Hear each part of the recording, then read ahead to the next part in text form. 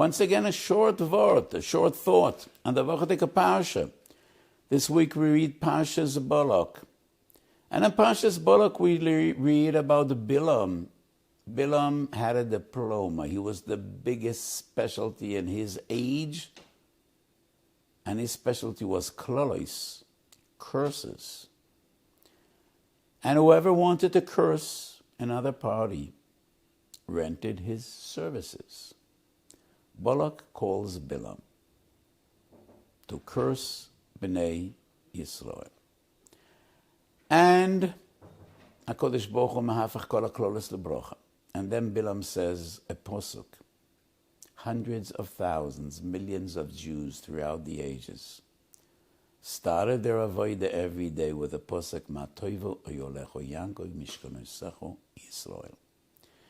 And we find in Chazal different interpretations. One of them is in the Medrash. Bilam wanted to say, Shelo yiu b'neim boteknesios botemedrashos. The Jews should have no shuls and no yeshivas. And HaKadosh Baruch Hu puts into his mouth, Ma toivo oyolecho Yankov boteknesios mishkanesecho Yisrael botemedrashos. And one wonders, Balak didn't have any problem with the yeshivas and the koilelim. Balak's problem is demographics. These Jews multiply. They multiply like the ants, like the bees, and there are too many. If hostilities will break out, they might take the other side. So what is Bilam talking about yeshivas and koilel about the knesius about the midrashos? I think the answer is a simple one, and I want to share a story with you. To me personally, this is one of the most moving stories. It's about my late father, Zechat Tzaddik Lavrocha, my great Rebbe, Zechat Tzaddik V'Kodesh Lavrocha. My father and his family arrived in Auschwitz-Birkenau, first day Shavuos, 1944. My Rebbe, the Kloisenberger Rebbe, the Divrei Yatzev, arrived one day later, second day Shavuos, 1944. To make a long story short, my father made a great effort to be in the same barracks with the Kloisenberger Rebbe.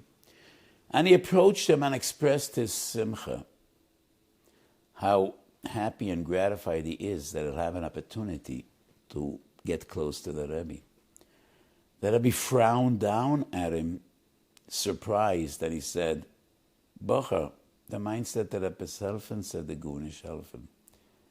Young boy, if you think it's going to do you any good, it ain't going to do you any good. To which my father responded, of course it'll do me good, we could talk and learning. And the Rebbe was taken aback and he said, young boy, you're in Auschwitz and you want to talk and learning. And my father said, of course I do. If we won't talk and learning, how will we prevail?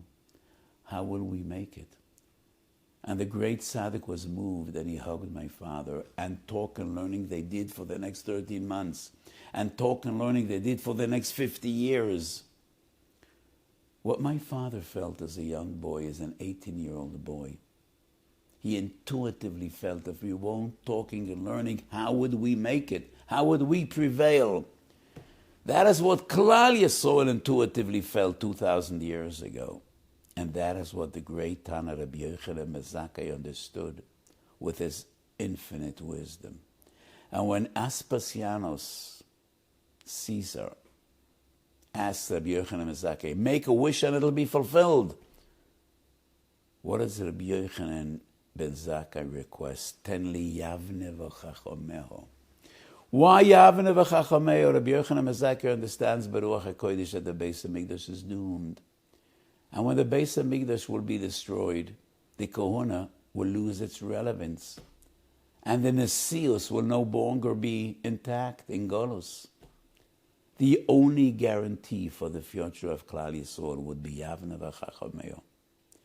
There is no other guarantee that we will prevail in this horrible Golus. Only Yavne v'chachomeho. But the Kresius but the Midrashas, they are the soul and spirit of Klal Yisrael. And they are what keeps us going thousands of years. We share nothing else with each other besides Bota Knesias and Bota Midrashos. So Jews were dispersed in all the countries in the world. What did they have in common? What did they have in common? What did a Jew in Amsterdam have in common with a Yemenite Jew? The German and the Polish Jew. They didn't speak the same language, different culture, different mannerisms, even a different complexion. Even the siddur of one wouldn't be familiar to the other. What they had in common is the same Shas, the same Gemara, the same Rambam, even the same Shulchan Aruch. The only thing they could do together is talk and learn together. And that is the only guarantee to our future. So on Baruch HaSamach Beis Chazal tell the story of Rabbi Kiva. And he was thrown into a dungeon. And he knows that his days are limited. And in jail, he meets Papus ben Yehuda. But before they meet in jail, when Rabbi Kiva is Makal Kilis Barabim, Papus ben Yehuda asks him, Akiva, you're putting your life in jeopardy. Aren't you afraid? And Rabbi Kiva says, of course I'm afraid. Let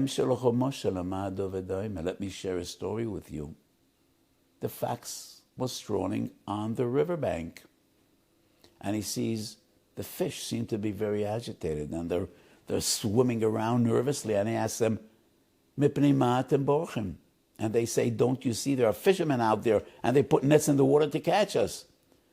So the Shual tells to the Dogim, so why don't you come up here? There are no nets on the riverbank. Come up here. And the fish say, are you the wise fox? You're not wise. You're a fool. The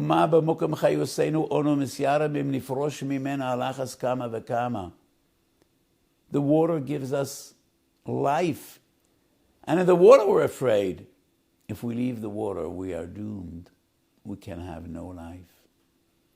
So Rabbi Kiva tells Papus ben Yehuda, when we learn Torah, Torah is our livelihood. Torah is the air we breathe. Torah is the oxygen in our lungs. Torah is what keeps us going and gives us life. And we are afraid.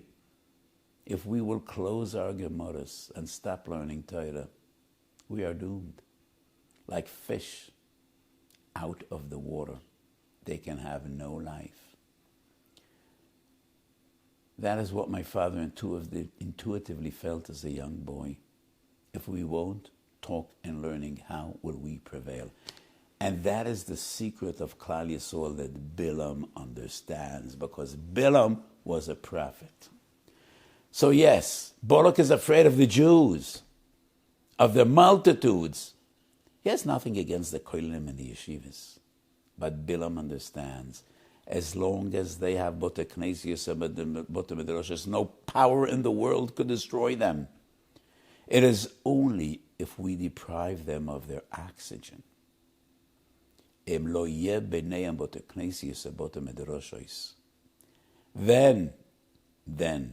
we will be able to destroy them. That is what Bilam understood, and that is what we need to understand as well. But the Knesias and Bota Midrashos, the yeshivas and the kohelim, they are the only guarantee to the future of Klal Yisrael. Have a beautiful Shabbos. We should share beside us.